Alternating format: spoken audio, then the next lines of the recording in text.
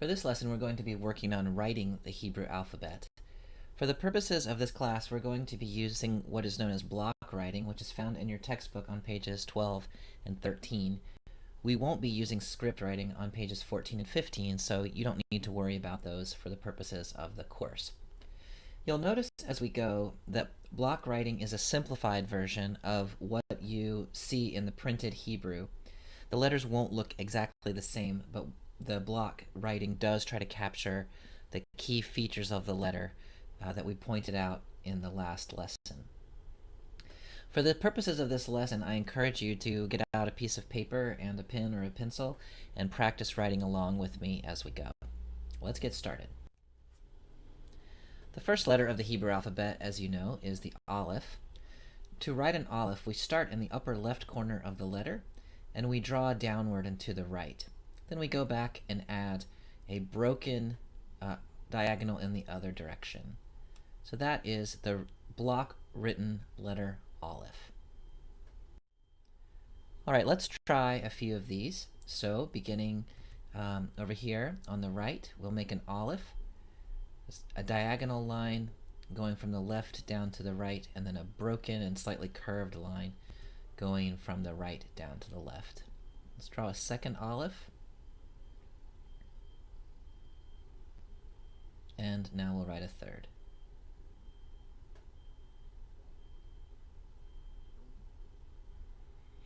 All right, congratulations, you've learned how to write your first Hebrew letter in block script. The second letter that we'll learn is the bet or the vet. These are formed in the same way, except for the dagesh, obviously. As we begin to make a bet, we want to remember a couple of key features of this letter. The first is that in the upper right corner, there is a fluid round curve connecting the upper horizontal to the vertical. In the bottom, there's a square intersection between the vertical and the bottom horizontal, and then there's this tittle which extends slightly past the vertical. So in order to draw the letter, we'll start again in the upper left corner, and we'll curve around with a fluid line, and then we'll add this horizontal. Now you'll notice the same key features. Up here in the upper right corner, we have a smooth curve. Down here in the bottom, we have a square connection, square angle.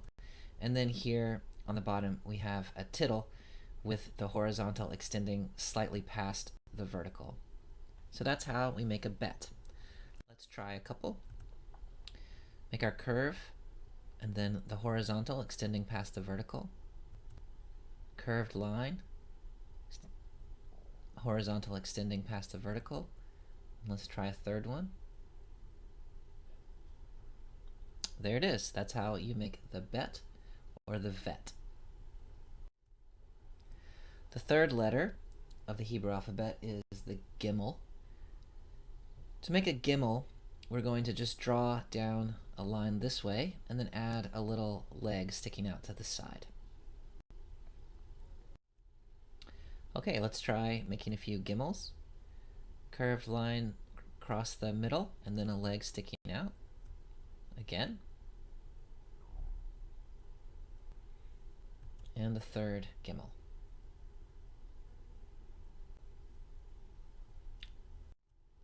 The next letter of the Hebrew alphabet is the Dalet. Key features of the Dalet. Here in the upper right corner, there is a square intersection between the horizontal and the vertical, and there is a tittle with the horizontal extending past the vertical. So that's what we need in order to recognize a Dalet. So the way we'll draw that is simply draw across the top and then draw the vertical. We want to make sure there's a square angle between the horizontal and the vertical, and we want to make sure that we have a tittle extending slightly past the vertical. That's a Dalet. Let's try making a few Dalets. So here we draw our horizontal and then our vertical, making sure that we leave a tittle. And again. And again. All right. The next letter is the Hey. The key feature of the Hey is this gap between the horizontal and the vertical on the left-hand side. We just want to make sure when we make our hay that we have that gap preserved. The way to make the hay is simply to draw that short vertical line and then to make the rest of the letter, making sure that you can see the gap that's there. That gap is the way we recognize this letter. You'll notice in the printed form of the letter there's actually a tittle in the upper right-hand corner. You can reproduce that if you want to, but we don't need it in order to recognize the letter. The thing we need is just that gap between the horizontal and the vertical on the left side. So let's make a few hays. Make the short downstroke and then the rest of the letter. You can actually do this the other way around if you prefer, which is actually the way I normally write it, which is to make that long stroke and then to make the short vertical second, whichever way is easier for you to write. That is our hay. The next letter in the Hebrew alphabet is the Vav. To make a Vav, we're just going to make a little hook at the top and then a vertical line. You want to make sure that vertical line doesn't extend below the bottom of the writing line, or otherwise it'll look like a final nun. So let's make a few Vavs. Little hook and then a vertical, little hook and a vertical, and one more time. The next letter is a Zayin. You'll remember that the Zayin has a very short horizontal and then a little tittle here where it connects to the vertical. So we want to make sure we preserve those two features when we draw the Zayin. So we'll make a little diagonal line and then we'll make our vertical line. Here, making sure that is short and slightly diagonal, and then we want to make sure there's a tittle there as well. That's our Zayin. Let's make a few of those. Short diagonal, add the vertical, making sure you leave a tittle. We'll do it again. And one more time. The next letter in the alphabet is the Chet. The key to the Chet is just to make sure that you close that gap that was in the hay. So you want the vertical line to touch the horizontal on both sides. So the way to write a Chet is simply to draw the stroke around the top and then come back and add the left vertical, making sure that it connects. You can draw this letter the other way around too if you want to. Draw the vertical first and then draw the long stroke. So let's make a few chets. Drawing the long stroke, adding the vertical, making sure it connects. Let's do it again. And one more time.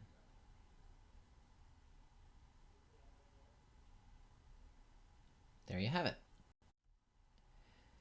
Just to make sure we draw our chets and our hays distinctly from one another, let's practice a few of those. So with the chet, we want to make sure that we connect in the upper left corner. With the hay, we want to make sure there is a gap. So let's make a chet. Come back and make sure it's connected. And then let's make a hay. Come back and make sure that there is a gap. The next letter is the tet. As you'll recall, the tet looks like a little box with the lid folded in. So the way that we'll make a tet is to start here with the little fold and loop around.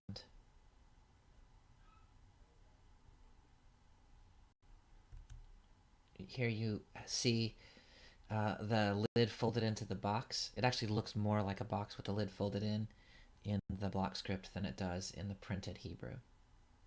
All right, let's try a few of those. Start in the middle and draw around. Start in the middle and draw around. You could also start on the upper left and draw the letter backwards if you wanted to. Whatever seems easiest to you. So there is our tet. The next letter is the yod, a tiny little letter. we're just going to make a little apostrophe looking thing. That's the yod. Let's draw a few of those. Yod, yod, yod. The next letter is the kaf.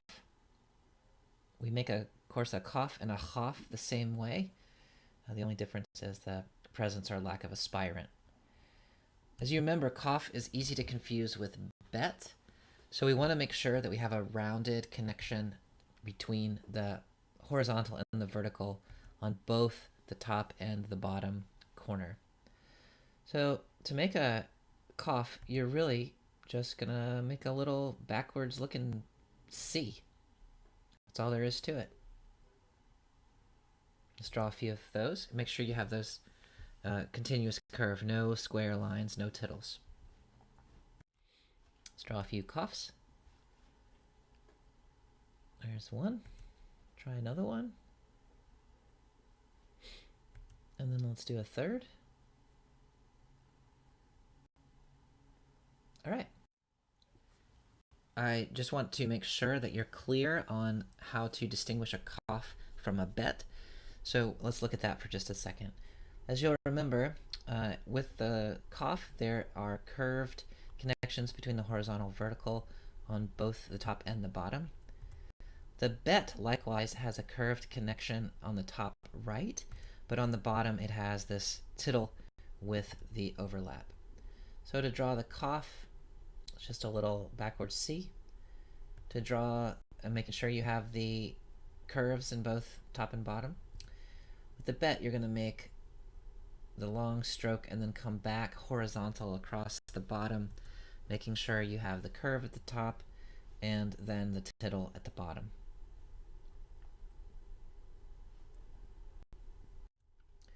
With the kaf, we also need to make sure we know how to draw the final form. You'll recall that this has a tittle at the top right, and then it has this long tail. If you don't draw the tail long, this looks an awful lot like a dalet, so be careful about that. So we're just going to draw our horizontal line, come back and draw our tail extending down below the line of writing.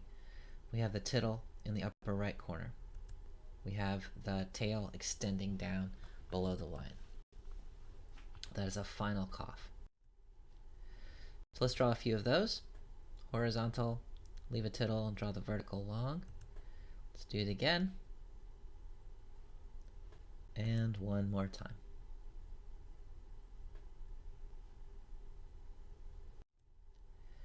Let's just look at the difference between the final kaf and the dalet to make sure we're clear. Both letters have this tittle in the upper right hand corner.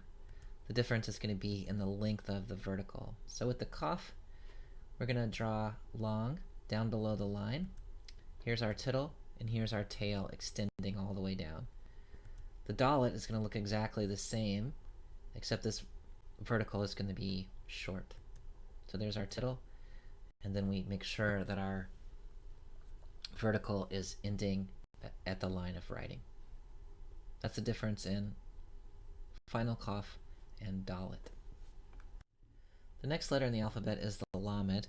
One of the things you may have noticed about the lamed is that the top of the stroke actually extends above the line of writing, so the lamed is the tallest of the letters in the Hebrew alphabet.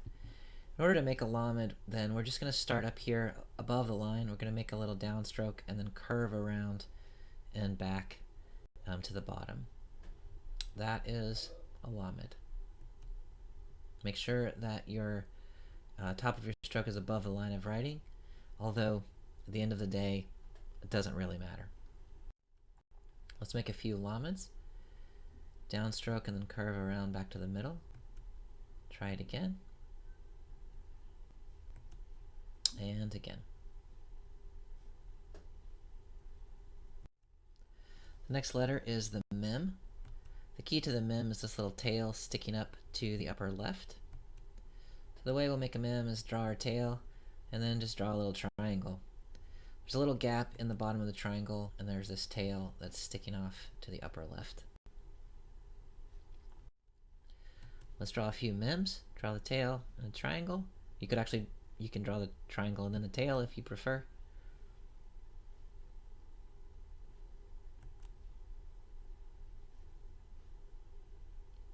That's the mem. Of course, with the mem, we also have a final form. Just to remember the key features of the final form, you have these square connections between the horizontal and the vertical on the bottom, and then you have this lid on the top that's closed all the way across. This is how we'll draw our final mem. We'll start by drawing the lid, and then curving around, and then back up. These corners need to be square or close to square. It's easier to draw if you make it slightly curvy, but you could also make this a box if you wanted to. And then make sure that there is this closed lid hanging over the top. So let's draw a few final mems. Making the lid, coming around, keeping it box shaped. Let's do it again. And then our final one.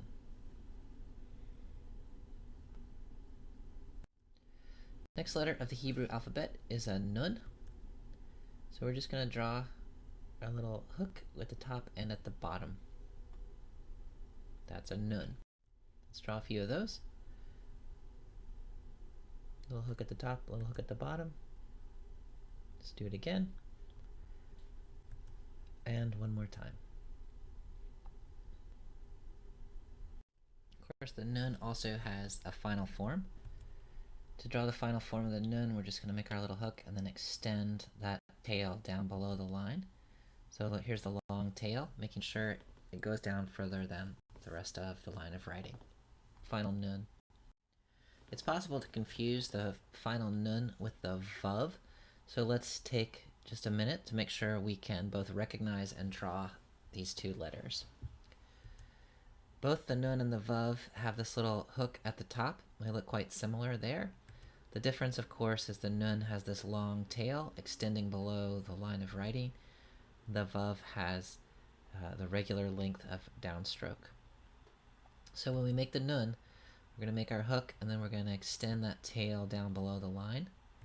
There's our hook and our long tail. The vav, we're going to have the hook and then the regular downstroke. So the hook looks the same, but the downstroke ends at the line of writing. The next letter in the alphabet is the samekh. To make a samekh, we're just going to start at the top and then make a little round circle with the tail sticking out to the left. So let's make a few samekhs. We'll start with that little tail and then keep the letter rounded below. Let's try it again. Tail, round letter. And one more time. Samekh. Of course, it's quite easy to confuse a samekh with a final mem, and so we'll want to keep our eye out for that. The main thing to keep in mind is with the samekh, you have curved connections between the verticals and the bottom horizontal. So when we draw our samekh, we're going to draw the little tail and then keep our character circular. Make sure that those, the bottom there retains a circular feel to it. The mem has a square connection between the verticals and the bottom horizontal. So when we draw the mem, we're going to keep the character more square. So you can see the square connections here in the corner. You, as you develop your own writing style, can keep those connections sharper if you want, those corners sharper if you want. But basically, the samekh looks like a circle with a little tail at the top. The mem looks like a square with the top lid kind of jutting out to the left just a little bit. Next letter in the Hebrew alphabet is an ayin. To draw an ayin, we're just going to start on the upper right and make a curved stroke down to the left, and then come back and make this middle down stroke. It's an ayin. Let's practice a few of those. Curved stroke from the top right to the bottom left, and then add the middle stroke. Let's do it again. And one more time.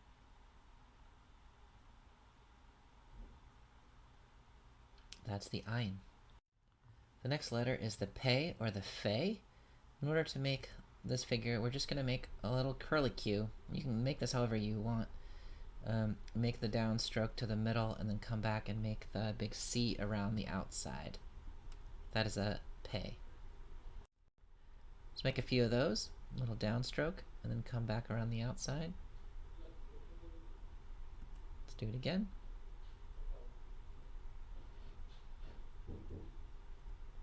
And one more time. That's the pe. There's also a final form of the pe. As you remember, the final pe just looks like a regular pe with the tail unfolded. And we'll make it that way as well. So here's the little curvature. Then instead of curving around, we're just going to curve down. Our tail extends down below the line. Let's make a few final pes. Make our little downstroke, and then bring our curved line around and then down into the tail. Again.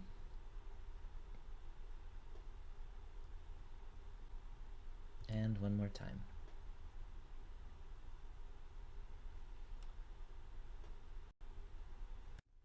The next letter in the alphabet is the tzade. In order to make a tzade, we're just going to make our main stroke like this, and then come back and add this little downstroke. That is a tzade. So let's make a few tzades. Make our main stroke down and around. Come back, and there's a downstroke. Let's do it again. And one more time.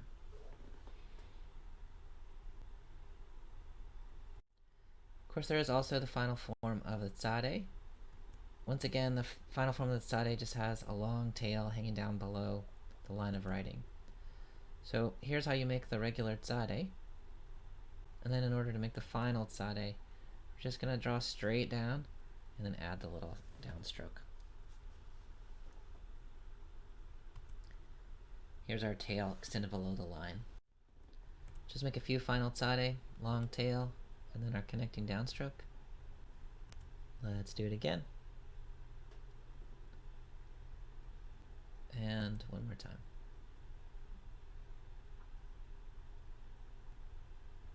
Next letter is the kof. The downstroke of the kof actually extends a little bit down below the line of writing. So when we do our writing of a kof, we want to have the downstroke and then come back and add the curvature.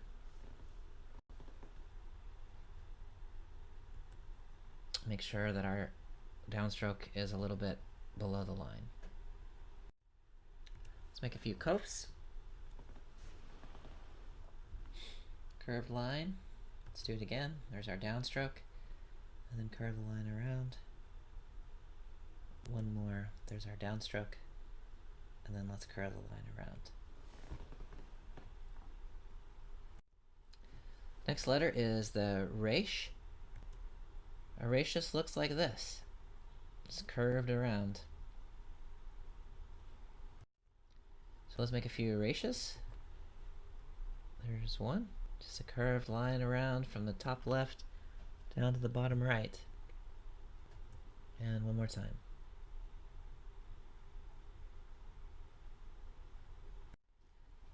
Of course, it's possible to confuse a resh and a dalet. The difference is in this upper right-hand corner. The resh is round in that corner. The dalet has a tittle. So when we write the resh, we want to make sure that we keep it round in that upper corner. It's just a single stroke around, making sure that we have a round edge to it. The dalet is a horizontal followed by a vertical, and we want to make sure that there's a tittle with the horizontal extending just past the vertical. Resh and dalet. Our next letter is the shin. Remember, the shin has its dot to the back or to the right side of the letter. The way we'll make a shin is simply make this outer loop and then come back and add the downstroke and then the dot. That is a shin. Let's make a few of those. Outside stroke, downstroke, and the dot. Outside stroke, downstroke, and the dot. Outside stroke, downstroke, and the dot. The sin is written exactly the same way, except that the dot is going to be to the front of a letter. It wants to be seen. So this is the sin. So we make the same stroke, we make the downstroke, and then all we're going to do is move our dot. So let's make a few of those. Here we go with our stroke, downstroke, and the dot to the front of the letter. Let's do it again. Remember, this is our sin. And one last time.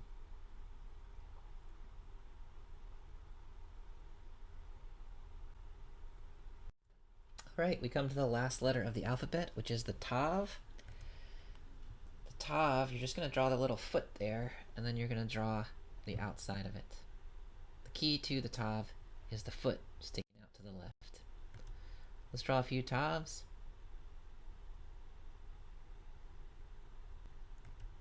And again. And one more time.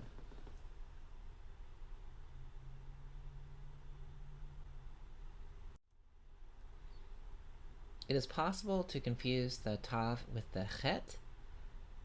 The main difference between the tav and the chet is this foot at the bottom of the tav, so make sure when you draw the letter you get the foot in there.